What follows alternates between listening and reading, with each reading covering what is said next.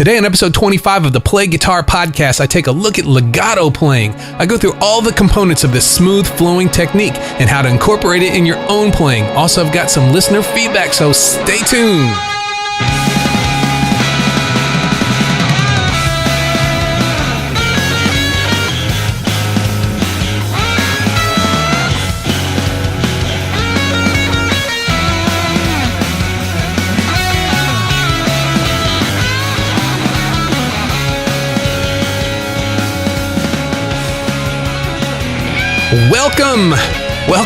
Welcome to episode 25 of the Play Guitar Podcast. I'm Lee, and this is the podcast that's determined to make you a better guitar player.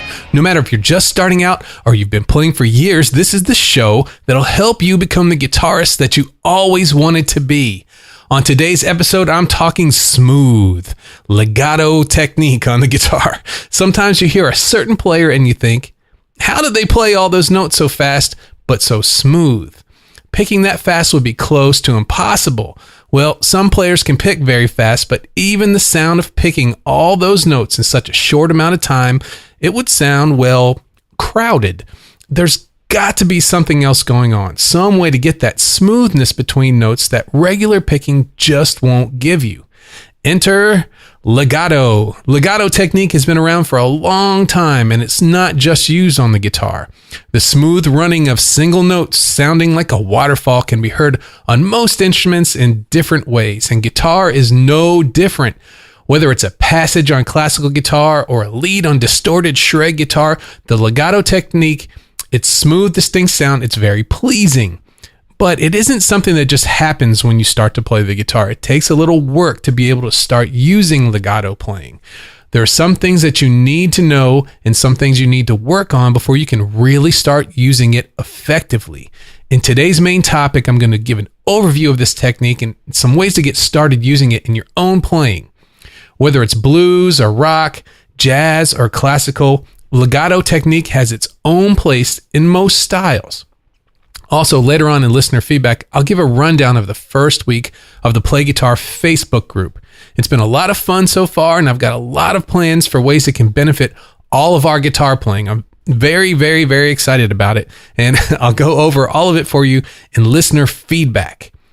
Also, before we get started today, I want to remind you about my free video lesson, and it's called Get Your Blues Soloing Under Control. It's the 6 steps that I found that will give you the right foundations for playing killer blues solos in no time at all. It's a lesson I put together for everybody after getting to spend some time with a few of you, and I know it can really help take your soloing in a new direction. The easy way to find it is just go to www.freeblueslesson.com. And when you sign up for this, you also get news about all of my podcasts, videos, and other cool stuff sent directly to your inbox. So go ahead and check that out at freeblueslesson.com. Okay, so thanks again for joining me today, and let's go ahead and get started with legato.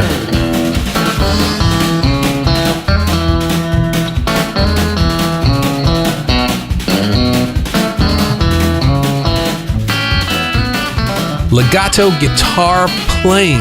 Last week I talked a bit about speeding up your picking, how to pick each note along with faster tempos. When you pick a note, you hear certain things. You hear the attack from the pick, then you hear a small lowering of the volume, then the sustain of the note, and then eventually the release of that note to prepare for the next note or what's next. For those familiar with synthesizers, this is ADSR, attack, decay, sustain, and release. These are the sounds we hear when we pick a note on the guitar. But when you start playing faster, things can start to get choppy. The click of the pick, the attack.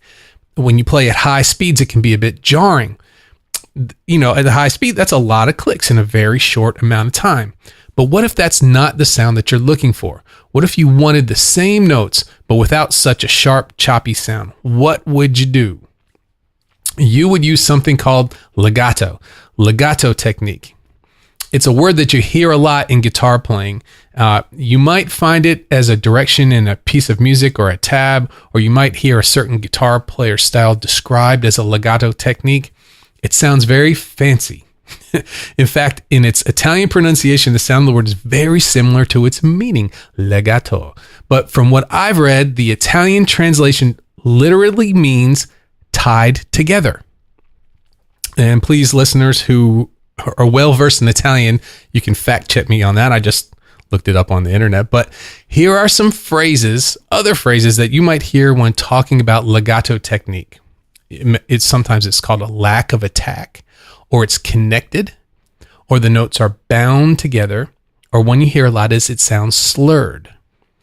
You should start getting the picture now. The definition, according to Merriam-Webster, is in a manner that is smooth and connected, as between successive tones, used especially as a direction in music. And if you go to dictionary.com, it says smooth and connected without breaks between the successive tones.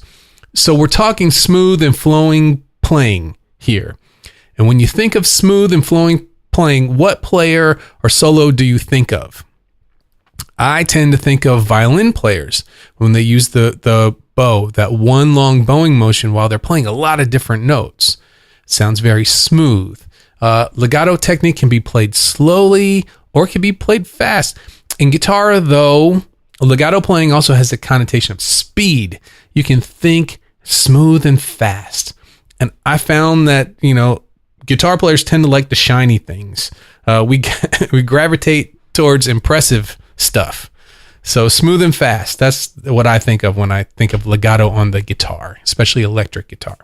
So today I'd like to go over legato technique on the guitar. I'm going to show you, one, the things you need to know before you start out trying legato playing. 2, how to get started with it. 3, I'll give you some legato exercises to work on. 4, how to incorporate legato in your own solos. And finally, I'll give you some examples of players who've used legato technique successfully. One of my favorite players is Joe Satriani. I've always loved his ability to combine styles. He's got rock-driven songs, but they always have a bit of blues and some fusion guitar thrown in there. He finds like a sound or a technique that he really loves, and he masterfully puts that into his own songwriting. And it never sounds forced, and it always supports the vibe of that song. He's got a really incredible sense of melody, and it gets to the point where I hum his songs. I find myself humming the melody lines for days after I listen to some of his stuff. So when I was far along enough on the guitar that I thought I would try to attempt to learn some Joe Satriani licks, I was very surprised. I spent a lot of time making sure the notes that I was playing were right, and I practiced them over and over again. But at the point where I should have been able to play the lick that I was working on, things just didn't sound right. My playing sounded very choppy. It didn't have the smooth flowing sound of Joe Satriani. I was trying to pick every note, kind of like Steve Morse. He's famous for that, picking most of the notes all the time. But the way Joe sounded was very different. I'd worked on hammer-ons and pull-offs before, mostly for like the open string, the trills, like Jimi Hendrix and Stevie Ray Vaughan do. I'd also use them when learning the two-handed tapping stuff that Eddie Van Halen did. But this stuff was different. Joe seemed to effortlessly move.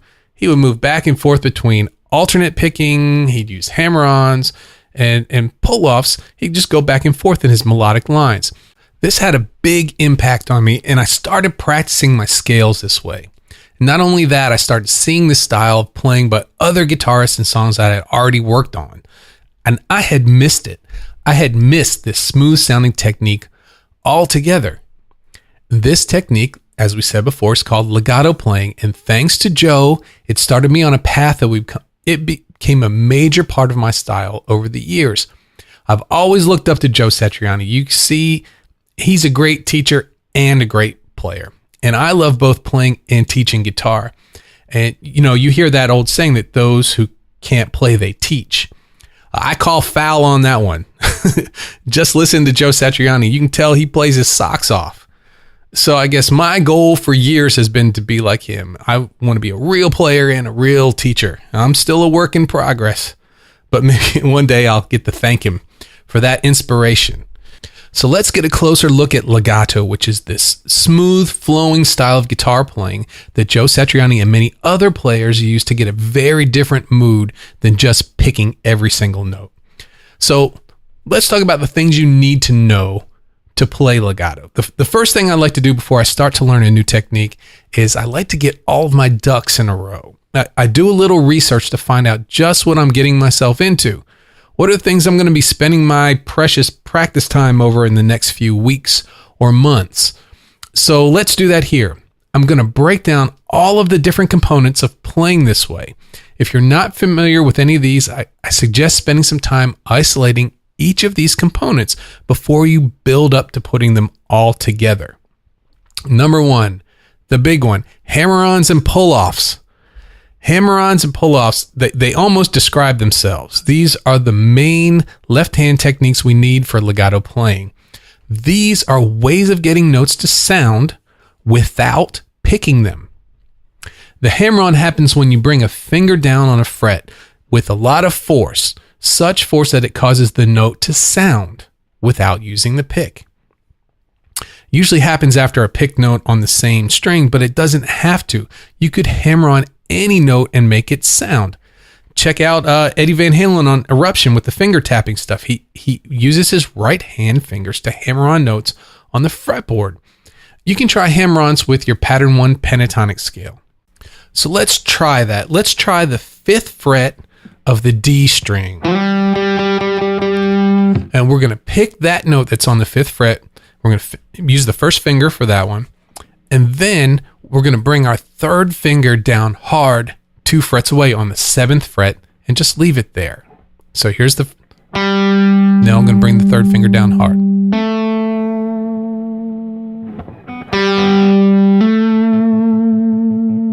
Did you hear that? You just let it ring for a while. That's a hammer-on. You picked once, but you played 2 notes. Very easy. Make sure that when you hammer on notes, where you bring your finger down on the string, make sure that that finger is positioned well. You want to shoot for the center of the tip of your finger, not too close to your fingernail and not too close to the pad of your finger. You want right under where the top digit of your finger is, and that will give you the strongest sound with the most sustain. You can use the hammer-on anytime you want. It's fine just by itself. But to get the most out of legato playing, you can combine the hammer-on with something called a pull-off to get the legato flowing sound. The pull-off is when you take a note away to play a lower note, but you do it in a way that causes the next note to sound. Instead of just lifting the finger straight up to get it out of the way so you can play the next note, you pull it away across the fretboard. It's almost like you're using the tip of your fretting finger to pick the next note. All right, so let's give this a try. Using the last example, we picked, we're gonna do it in reverse. So we'll pick the 3rd finger on the D string, the 7th fret. Okay, let it ring for a second, and then instead of lifting it, we're gonna pull it down towards the floor. We're gonna move it off of that D string towards the G string. And make sure that you have your first finger on the 5th fret on that other note so we have a note to go to. As you pull your finger away from the 7th fret, let the tip of your finger pluck the string. That plucking will cause the 5th fret to start ringing. Let's try it. Did you hear that? I didn't pick the 2nd note. I picked the 1st note.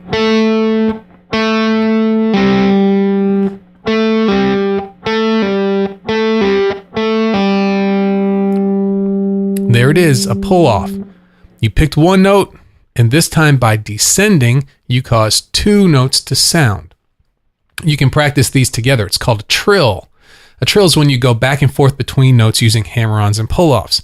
So let's use the same 2 notes on the D string, pick the note at the 5th fret, then hammer it on the 7th fret, then pull off to the 5th fret, then hammer on the 7th, pull off to the 5th, over and over and over again as long as you would like. As long as your hand can last. Pretty cool, right? Stevie Ray Vaughan used trills a lot. Nope. With the, using the open strings. Now, all you'd have to do is, for the open strings, is fret the higher note and hammer on and pull off to the open string. One thing to mention is to pull off as lightly as possible to make the next note sound. If you pull off too hard, it's easy to make the note you're pulling off go out of tune. Experiment with how light or how heavy to try the pull off while keeping the notes all in tune. Okay, the next component you might find in legato technique is sliding. Once you get a good momentum with your hammer-ons and pull-offs, you can take advantage of that momentum by sliding into new positions of the guitar without having to pick that new note. There are fancy names for sliding between notes, glissando or a gliss, and the other one's portamento. But if you like arguments, take a look at a few different pages on the difference between glissando and portamento. Some say that glissando is a slide where you hear all of the chromatic notes in between, and portamento is where you don't hear the steps at all, kind of like a slide guitar would. But if you go to other pages, they say the complete opposite. And still other ones say glissando is the general term for sliding between notes, and portamento is just one type of that. But for us, since we're all playing a fretted guitar, it doesn't matter. We're going to call it sliding. And most likely, we'll hear each step between the notes, each fret that goes along the way. Sliding up and down a string is a great way to add more notes to the legato technique without having to pick a new string. Let's try this on the G string. So let's trill on the 5th and 7th frets using our hammer-on and pull-off. And after one of those hammer-ons to the 7th fret, let's slide up using that 3rd finger up to the 9th fret and let it ring. Did you hear how the momentum of the hammer-ons keep the sound going even when you slide up to the 9th fret? You can even slide back into the position for more hammer-ons and pull-offs.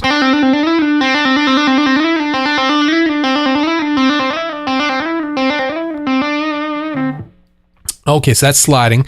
Also, bending. You can incorporate bending strings into your legato playing.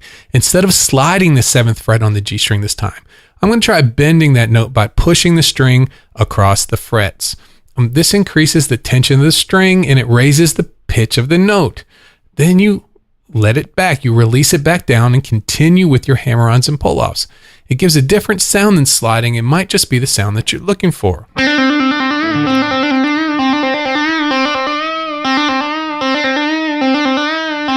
I'm not picking any of those notes. I picked the very first one.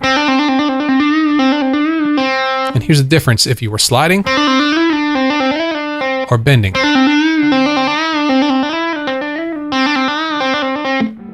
Okay? All right, let's move on. Thumb placement. The last thing you need to be aware of when you're playing legato is thumb placement. Because legato playing depends greatly on the strength of your left hand. Where you place your thumb is super important. This is your support. I find when I use the legato technique for pentatonic scales, my thumb gives the most support when it's closer to the edge of the back of the neck. But when I'm playing full major and minor or modes, which are usually like 3 notes per string most of the time, my thumb gives the most support in the center of the back of the neck. But don't be afraid to experiment with thumb placement. If you're having trouble playing legato, if it's in a certain position or a scale, my first adjustment to make would be moving your thumb around to see if you could get better support for that. The combined use of all of these components of legato, it's key to getting a smooth, flowing sound. If you're not familiar, take some time to practice each of them before jumping headfirst into legato playing. And then once you're comfortable, then let's start moving on to using legato in songs. Okay, how to start. Before we get started playing legato a bit, I'd like to mention tone. You can play legato using any tone that you want, but some guitar sounds definitely lend themselves better to legato than others. The more compressed or saturated your guitar sound is, the easier it is to play these techniques. When a sound is compressed, the difference in volume between a quiet note and the loudest note, it's reduced. Most notes when compressed are close to the same volume. What this means for legato is that you wouldn't have to put so much strength into your hammer-ons and pull-offs to get them close to the volume as a regularly picked note. It feels easier to play, and that is always preferable. Does that mean I'm advising you to run out and get a compressor pedal? No, not at all. Just using the gain or the distortion from your amp or your pedals, it gives a good deal of compression. Have you ever noticed how easy it is to play when you throw on a ton of distortion? All that stuff. I'm sure you have. It's fun. It's not always appropriate, but it's fun. But even with a clean Fender amp, when you crank it up really loud, it's much easier to play. You get a bit of compression. A lot of the legato players use a good bit of drive in their sound to give a very smooth, fluid tone. Okay, so let's start playing using pattern 1. If you've been listening for a while, you know I love to use pattern 1 to demonstrate all these new techniques. Whether it's for full scales or pentatonic scales, it doesn't matter, and this is no exception. Let's start with the 2 low strings on pattern 1, the E and the A strings. Both of these strings have the same fingering for pattern 1. So let's see, the 1st, the 3rd, and the 4th finger are used. To do this, starting at the 5th fret, we'll pick the 1st, then hammer on the 3rd, and then hammer on the 4th, and then use pull-offs to work our way back to 1. So it'll go 1, 3, 4, 3, 1. Let's try that again. Okay, then let's repeat this on the next string, on the A string. And then back to the E string.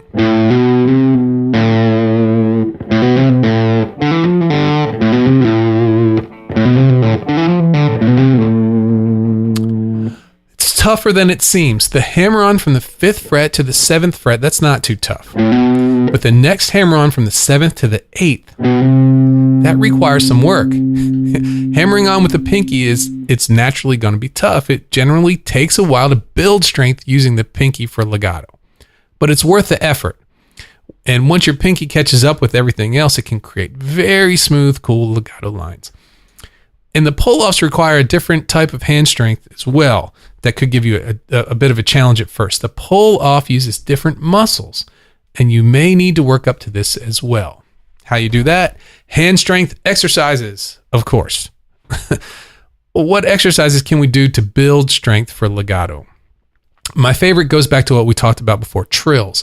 I like to trill off of different combinations of fingers for as long as it's comfortable. So let's see, I'm going to try starting with the 1st finger on the 1st fret of the guitar, and then hammer on the 2nd finger on the 2nd fret, and then pull off back and forth between those 2.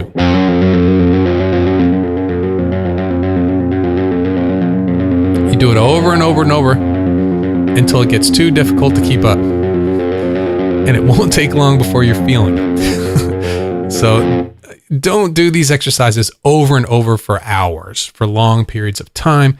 And just a little bit every day, that will help in no time at all. And you can do that across a string.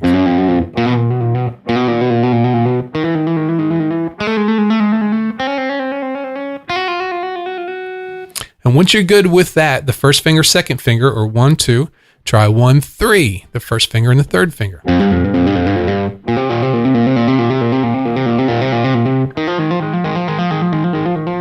Feel it in different places in your hands. You can move on to 1, 4, 2, 3, 2, 4, and 3, 4, and trail back and forth. It sounds easy, but it's not. It's a challenge, especially between your 3rd and 4th finger.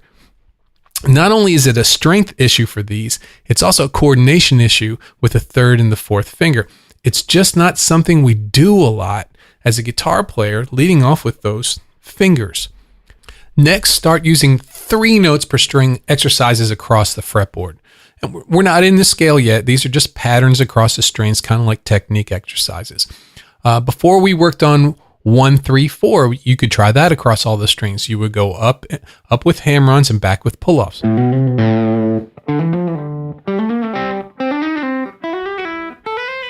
Just picking the first note of each string.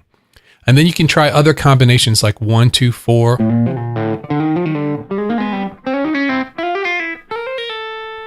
1, 2, 3, 2, 3, 4, lots of different combinations. Then as you progress, have some fun with them. Throw in a good slide or a bend to your exercises, or maybe stretch your pinky an extra fret to the next fret higher to start stretching out your fretting hand even more. Okay, the next thing we want to do is we're going to start incorporating these in our playing. To start using this technique in our playing, we're going to move into using hammer-ons and pull-offs in our scales. So start setting aside some of your practice time for this legato work. If you're new to scale patterns, I suggest going to www.playguitarpodcast.com/scales and start learning a few of these scale patterns. This page has my basic 5-pattern system for learning guitar scales across the fretboard, and it will definitely get you started playing lead guitar. The easiest way to start is to use this with your pentatonic scales. Pick the lowest note on each string and hammer on the other as you're ascending. Then, when you're descending, pick the highest note of the string and pull off to the lower note. You'll be picking half of the time as usual and creating a smoother sounding scale in the process. Let's try this at the 5th fret.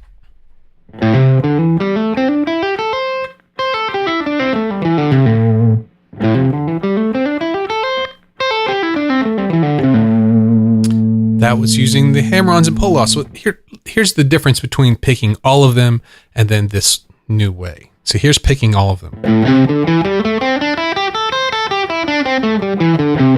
And legato.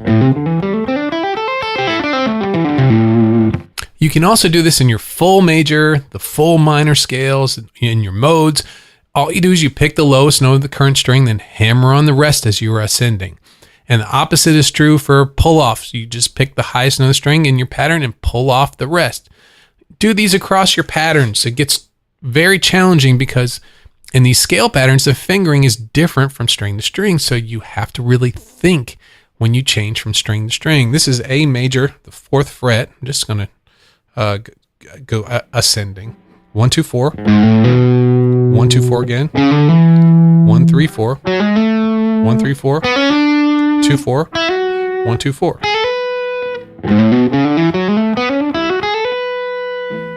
Try these at first going up and down the patterns, but in time, try incorporating some bends and slides into it too. You might start to hear some sounds that you like. And if you do, pay special attention to that. Incorporate some of those sounds into your own licks. You may have just found part of your signature sound. Players, okay, this is just a general overview of legato playing. It's kind of a dip your toes in the water type introduction. But if you want to dive deeper into legato playing, start listening to some players who are very accomplished at using this style. Try listening to Joe Satriani, Alan Holdsworth, Pat Metheny, Steve Vai, Sean Lane, and Alan Hines. Try to use some critical listening too. Find the legato phrases that they play and maybe grab your guitar and try to find the key of the song and what pattern they're playing in as well. Getting a good understanding of how different players use the same technique, it can really inspire you to try different things and maybe come up with your own way of playing legato lines. So in conclusion, to wrap it all up today, I introduced legato playing. Legato is smooth, flowing style of playing on the guitar, and it can sound amazing. I went over the things that you need to know before you start to try out legato playing, how to get started. I gave you some legato exercises to work on, how we talked about how to incorporate legato into your own solos, and finally I gave you a few examples of players who have used legato techniques successfully. It's really not so difficult to play once you get over the hurdle of building some hand strength. But once you're comfortable, you'll be able to move between your regular picking and legato without much trouble at all. But tell me what you think. Have you tried playing this way before? If so, did you find it challenging, or has it become a part of your regular playing? We would all love to hear about it. So to share your experience, please leave a comment on the show notes at www.playguitarpodcast.com/025.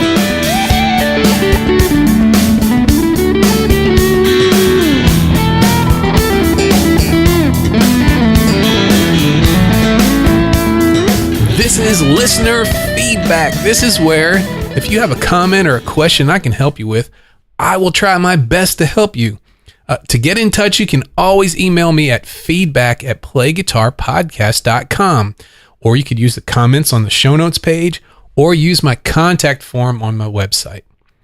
This week, we got a few email messages. First one was from Tristan W. from Australia, and he said he's picking the guitar back up after a lot of frustration and some time restraints, and the show's been helping him. And thanks, and he said some very nice things. And so I want to say some very nice things back. Thank you, Tristan, for the wonderful message. I sure appreciate it. And if I can help you, just let me know.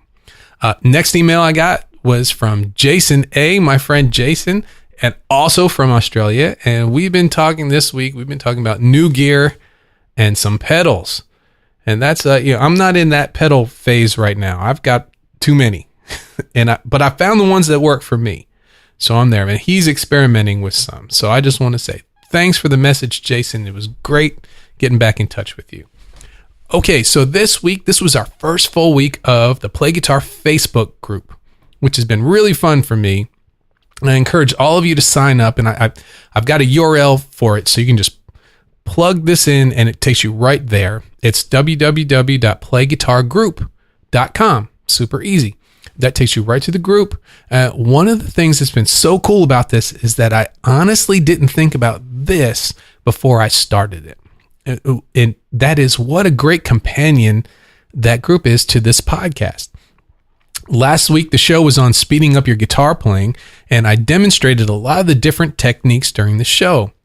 Well, a few days after the podcast was out, I thought, man, it would be helpful to demonstrate these techniques on video for all of you. So about 10 minutes later, after I had that thought, I had a video up for everyone in the group going through all of the exercises I did on last week's podcast. So I thought that was awesome, and I'm going to be taking advantage of that a lot. Also, we've been sharing a lot of gear picks and some links to some cool stuff, and we've been playing some videos that members have uploaded that they wanted to share their playing to the group. And this is my kind of place. It's very cool. So it's also a great place to ask questions and share stuff and see what's going on. I've got some ideas. I'm going to start a few themed days pretty soon. And that means having some themed topics for a certain day of the week in the group. I don't know. I've got a lot, but maybe a Q&A day on Mondays, or maybe I'll put up a background track for everyone to play over on, Wednesdays, things like that. I've got a few more ideas for group theme days, but if you have any ideas that you think would be fun, just get in touch. Let me know. I'd love to hear them. And also thanks to Chris, Neil, Shane, Andy, Josh, Eric, Kyle, Tony, Wayne, Carolyn, Juan, Tristan, and Andrew for all of your likes, comments, and posts this week in the Facebook group. Okay, so that's a wrap. Thanks for joining me today for the Play Guitar Podcast. If you like what you heard, please subscribe to the show in iTunes or your podcast player. Also, I'd really appreciate it if you could leave an iTunes review for the show. If you're interested in online lessons, go on over to playguitaracademy.com and join my early adopter list to get news on the opening of the site and an early adopter discount. Also, follow me on all of my different social media pages. Links to them are at www.playguitarpodcast.com. Thanks again, and I will see you on the next episode.